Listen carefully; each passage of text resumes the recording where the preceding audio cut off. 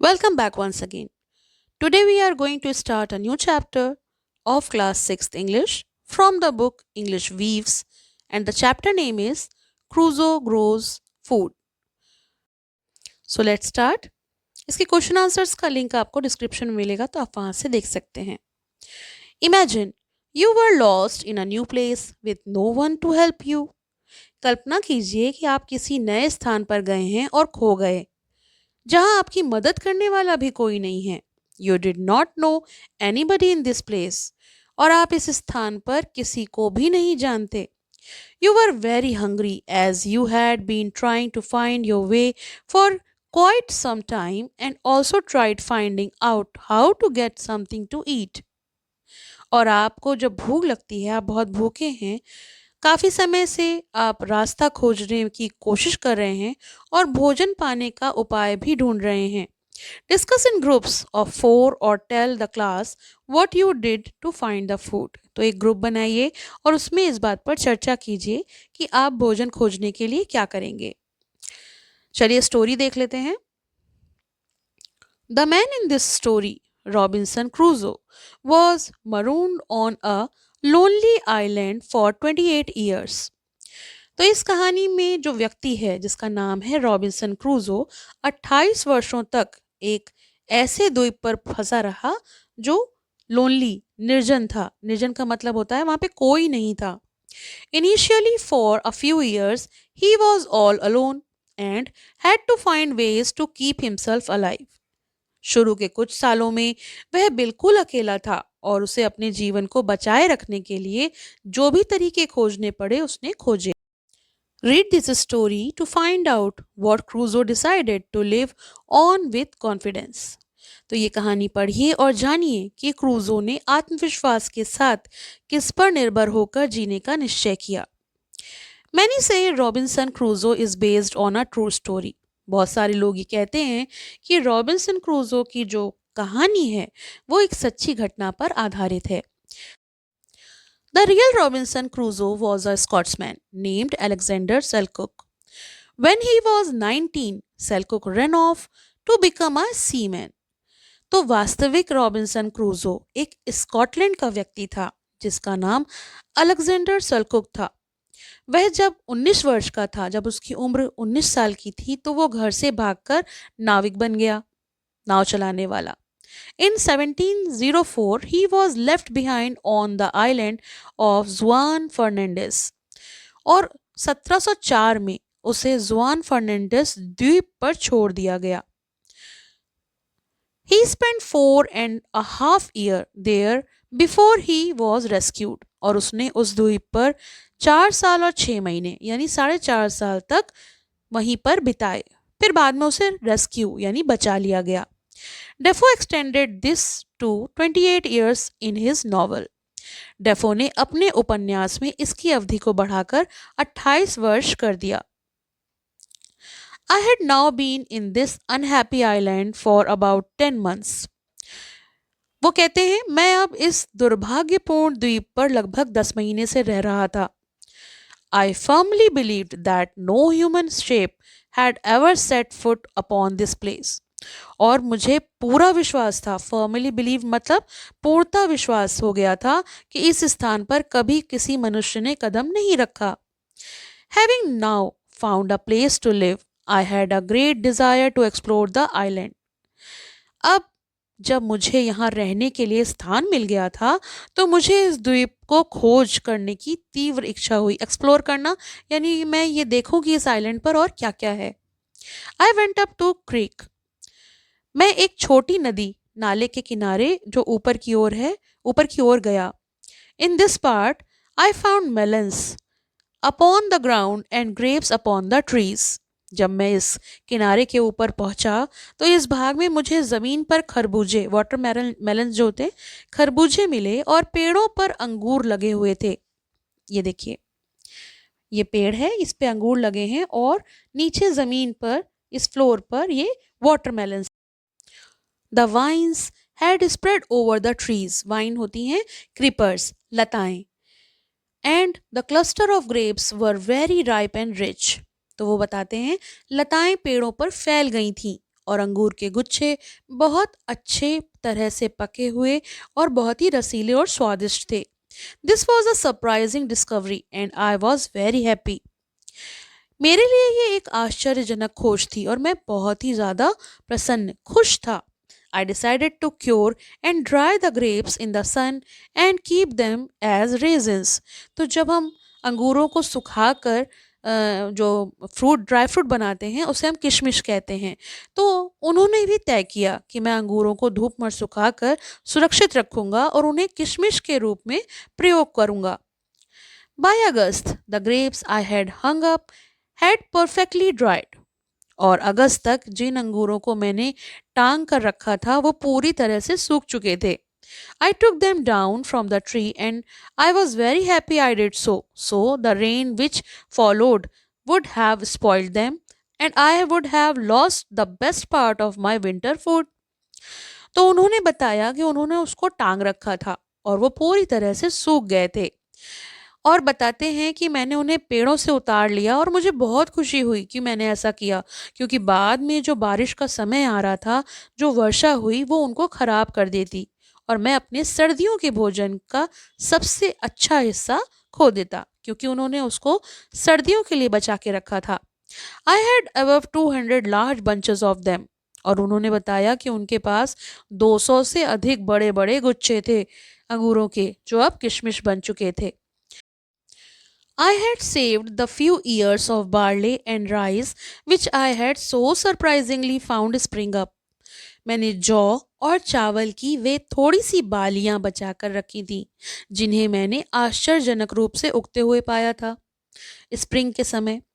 I thought it a proper time to sow it. Sow का मतलब होता है बोना। After the rain. तो उन्होंने ये सोचा था कि वर्षा के बाद उन्हें बोने का उचित समय है। जब बारिश हो जाएगी तो मैं उनको जमीन में बो दूंगा। I dug up a piece of ground as well as I could with my wooden spade. तो वुडन स्पेड मतलब होता है लकड़ी की कुदाल जिससे ज़मीन खोद सकते हैं। तो उन्होंने अपनी लकड़ी की कुदाल से जितना हो सके उतनी अच्छी तरीके से ज़मीन को खोदा, डिवाइडिंग इनटू टू पार्ट्स, और फिर उसको दो हिस्सों में बांट दिया। आई सोड my grain, but as I was sowing, it casually occurred to me that I would not sow it all at first because I did not know when the proper time for it was. तो उन्होंने smartly एक काम किया, उन्होंने ज़मीन को दो भागों में बांट दिया और बीज बो दिए, लेकिन बोते समय उन्हें अचानक मन में आया कि मुझे सारे बीज एक साथ नहीं बोने चाहिए, क्योंकि मुझे ये तो पता ही नहीं है कि इन्हें बोने का सही समय कौन सा है। हर फसल का अपना एक समय होता है और उनको नहीं पता था। इस कारण उन्होंने ये दिमाग लगाया कि वो सारे बीज एक साथ ना बो दें। सो आई सोड अबाउट 2/3 ऑफ द सीड। तो उन्होंने सारे बीजों के कम से कम 2/3 बीज जो हैं वो बो दिए, leaving about a handful of each. और हर उससे उन्होंने थोड़े से रोक लिए। I was glad I did so. वो बहुत खुश थे कि मैंने एक मुट्ठी बीज बचा कर रखे हैं। For not one grain of what I sowed this time came to anything.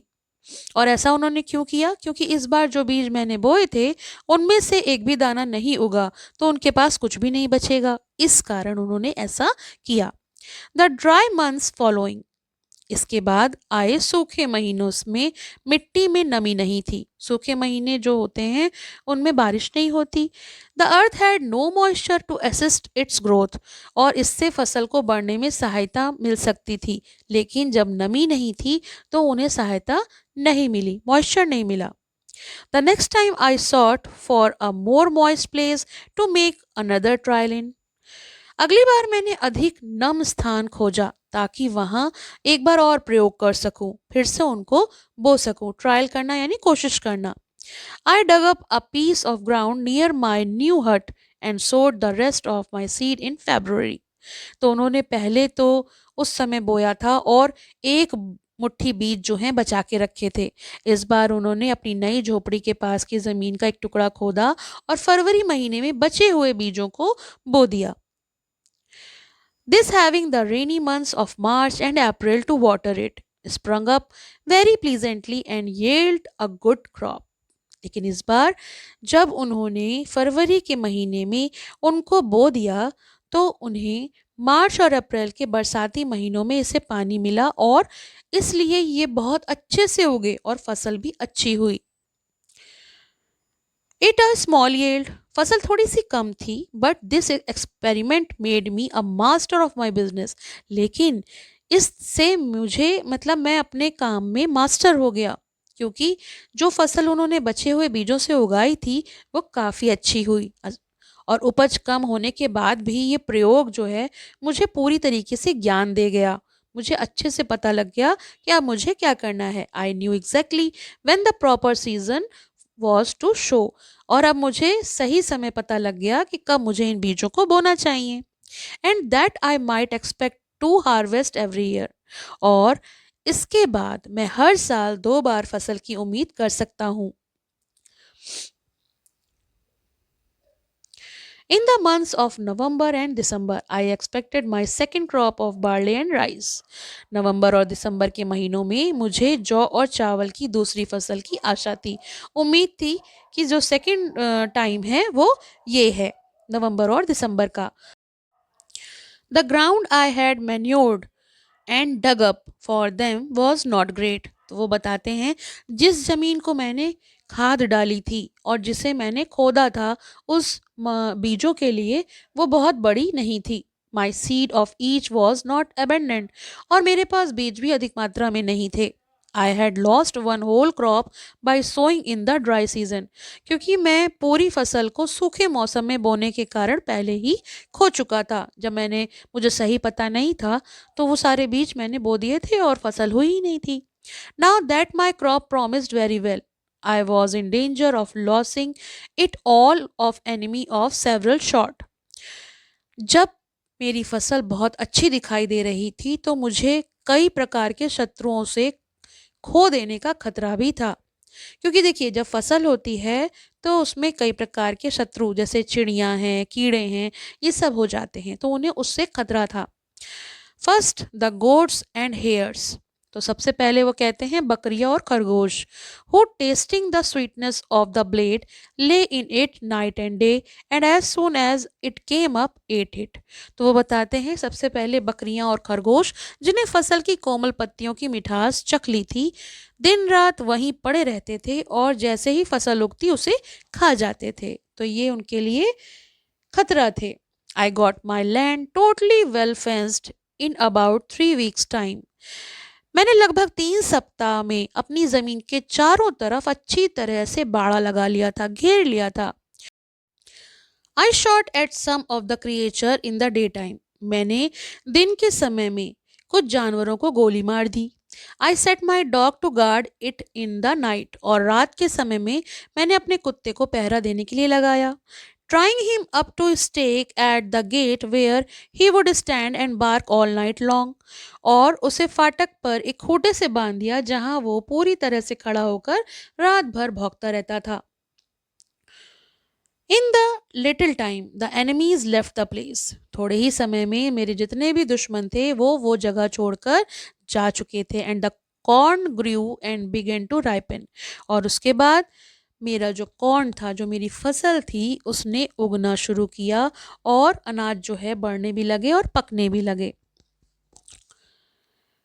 Now that the corn was in the ear birds were likely to ruin me. अब जब बालियों में दाने आ गए थे तो पक्षियों ने मुझे भारी नुकसान करना शुरू कर दिया था, संभावनाएं बढ़ गई थी। I saw a flock of fowls surround my crop.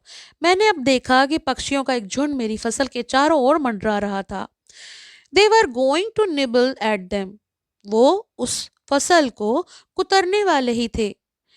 I immediately shot at दम। मैंने तुरंत गोली चला दी। I had no sooner shot than there rose up a little cloud of falls which I had not seen at all from among the corn itself। मैंने तुरंत उन पर गोली चला दी, लेकिन गोली चलाते ही अनाज के बीच से, जिन्हें मैंने पहले बिल्कुल नहीं देखा था, पक्षियों का एक छोटा सा बादल उड़कर ऊपर उठ गया, उसकी आवाज़ से डर के, जिसको उनको पता भी नहीं था कि उनकी फसल में वो छुप कर बैठा है। I was heart broken. मैं बहुत दुखी और हताश हो गया था क्योंकि वो अपनी फसल को बचाने की पूरी कोशिश कर रहे थे, मगर उन्हें कुछ चीज़ों का पता ही नहीं था और उनकी फसल का नुकसान हो रहा था।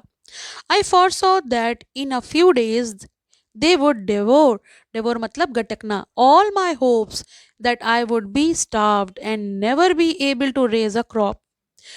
मुझे पहले ही ये अंदेशा हो गया था कि कुछ ही दिनों में वो मेरी सारी आशाओं को नष्ट कर देंगे और मैं भूखा मर जाऊंगा और कभी भी फसल उगाने में सफल नहीं हो पाऊंगा। I resolved not to lose my corn even if I should watch it day and night. मैंने निश्चय किया कि चाहे मुझे दिन रात पहरा ही क्यों न देना पड़े, मैं अपनी फसल को नष्ट होने नहीं दूंगा। The loss was not so great, the remainder was likely to be good crop if it could be saved. अभी जो नुकसान हुआ था वो बहुत अधिक नहीं हुआ था।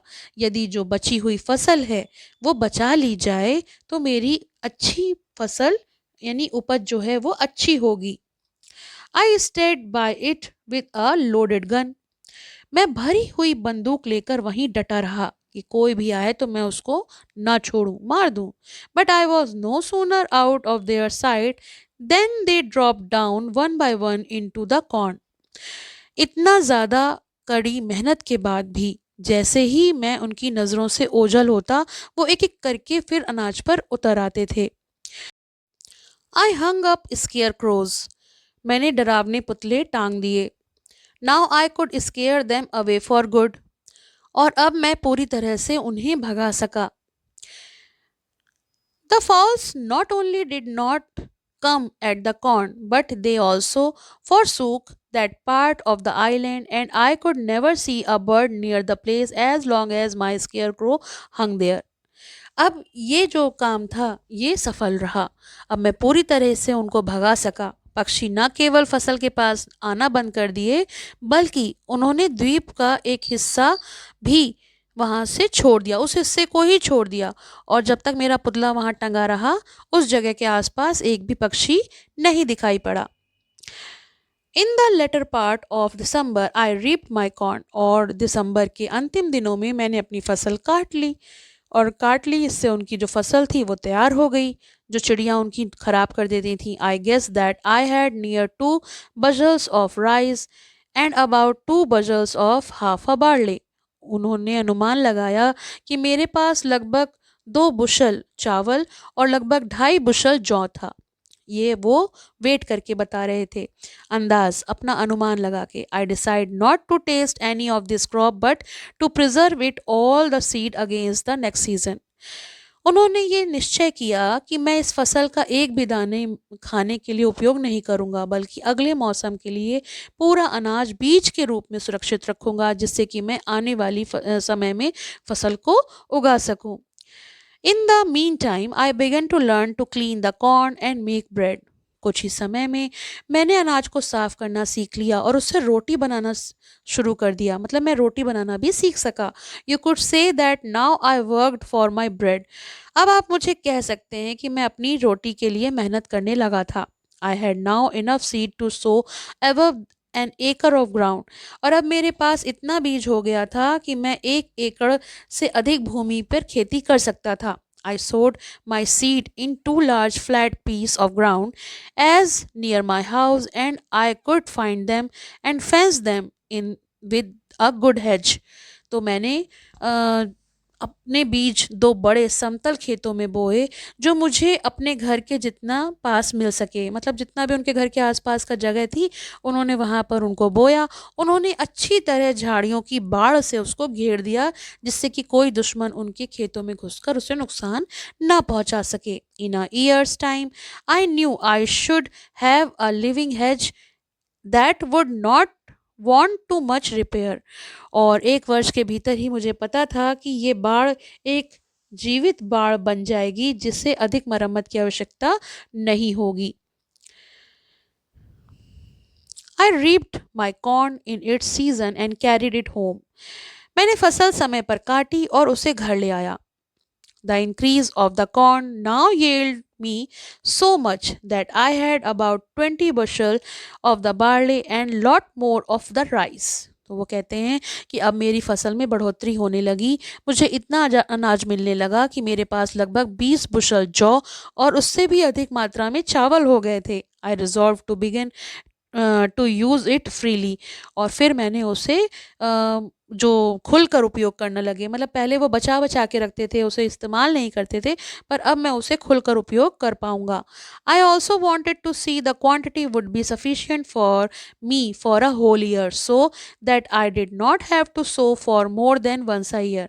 और अब मेरे पास इतना अनाज हो गया था, ये जानना कि पूरे वर्ष के लिए मेरे पास जो मात्रा है वो पर्याप्त है कि नहीं है, ताकि मुझे साल में एक से अधिक बार बोना ना पड़े। मतलब वो ये तो समझ गए थे कि साल भर में 2 बार अनाज उगाया जा सकता है, मगर उनके पास इतनी पर्याप्त मात्रा हो गई थी कि वो ये चाहते थे कि उन्हें साल में एक ही बार खेती करनी पड़े।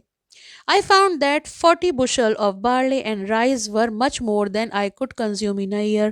तो उन्होंने ये बात भी समझ ली कि मैंने जौ और चावल के 40 बुशल, जो मेरे लिए एक वर्ष के लिए काफ़ी हैं, तो उन्होंने समझ लिया कि इतना अनाज उनको चाहिए।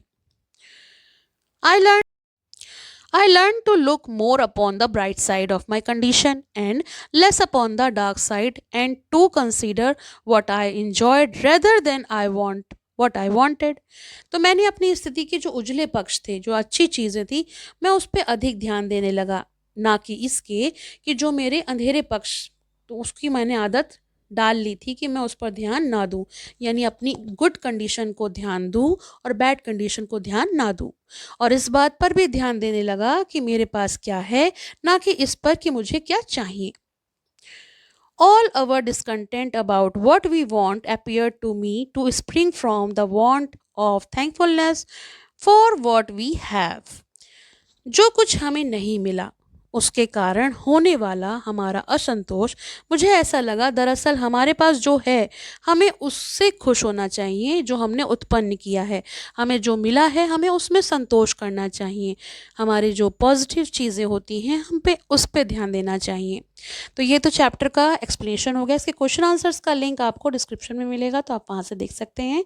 ये लास्ट चैप्टर था। इस बुक में जितने भी चैप्टर्स हैं, उसका लिंक आपको, प्लेलिस्ट लिंक आपको डिस्क्रिप्शन में मिल जाएगा, तो आप बाकी चैप्टर्स भी देख सकते हैं। Thank you for watching. पसंद आया हो तो लाइक करें, शेयर करें और चैनल को सब्सक्राइब करें।